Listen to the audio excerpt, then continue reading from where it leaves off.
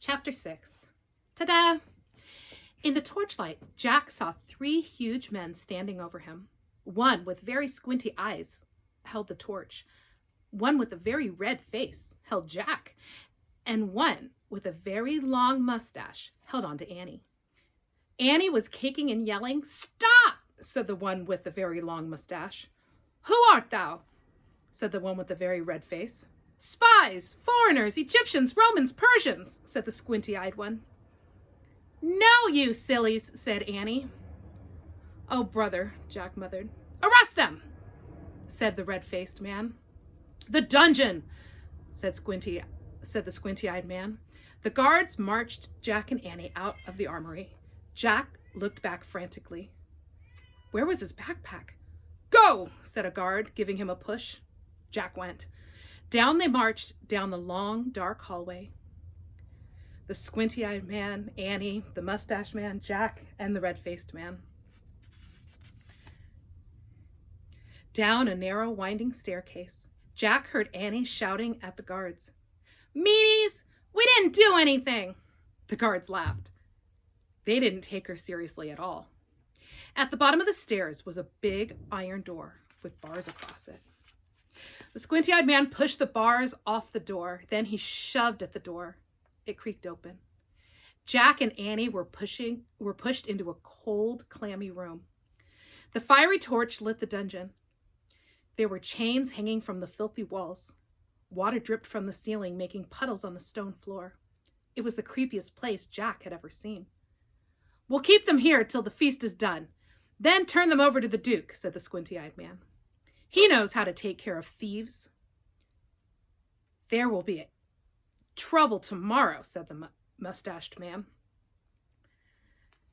They all laughed. Jack saw that Annie had his backpack. She was quietly unzipping it.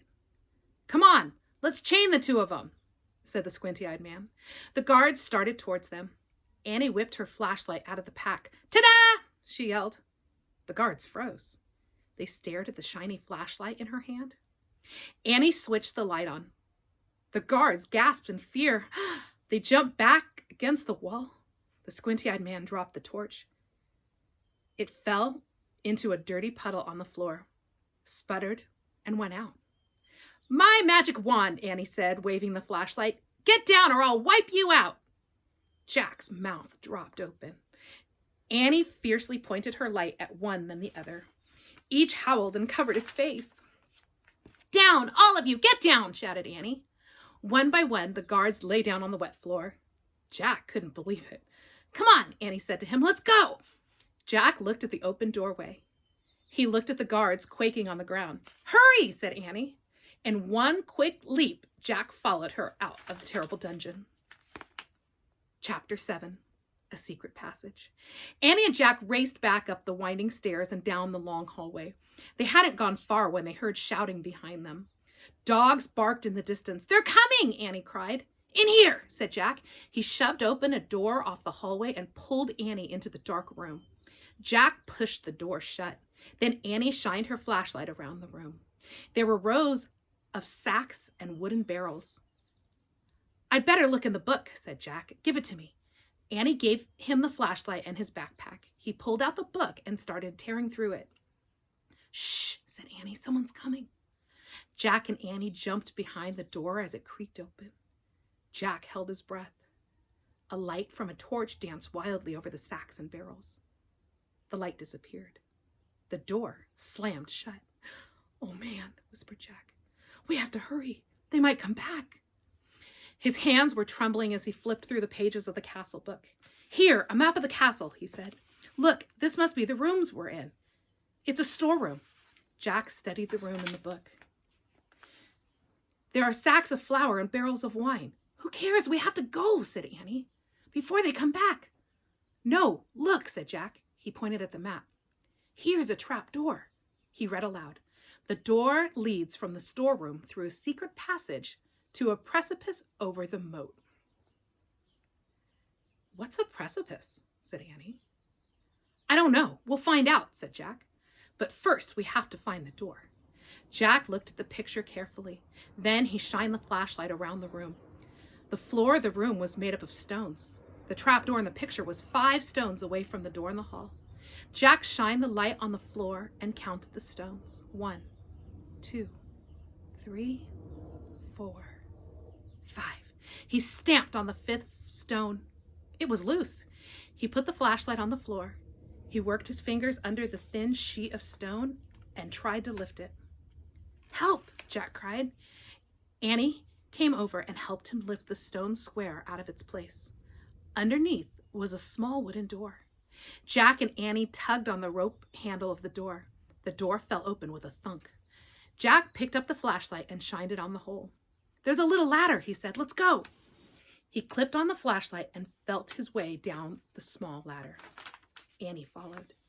When they both reached the bottom of the ladder, Jack shined the light around them. There was a tunnel. He crouched down and began moving through the damp, creepy tunnel. The flashlight barely lit the stone walls. He shook the light. Were the batteries running low? "I think our light's dying," he said to Annie. "Hurry," she called from behind. Jack went faster. His back hurt from crouching. The light got dimmer and dimmer. He was desperate to get out of the castle before the batteries died completely. Soon he reached another small wooden door, the door at the end of the tunnel. Jack unlatched the door and pushed it open. He poked his head outside. He couldn't see anything in the misty darkness. The air felt good, cool and fresh. He took a deep breath. "Where are we?" whispered Annie behind him. "What do you see?" "Nothing, but I think we've come to the outside of the castle," said Jack. "I'll find out." Jack put the flashlight in his pack. He put the pack on his back. He stuck his hand out the door. He couldn't feel the ground, just air. "I'm going to have to go feet first," he said.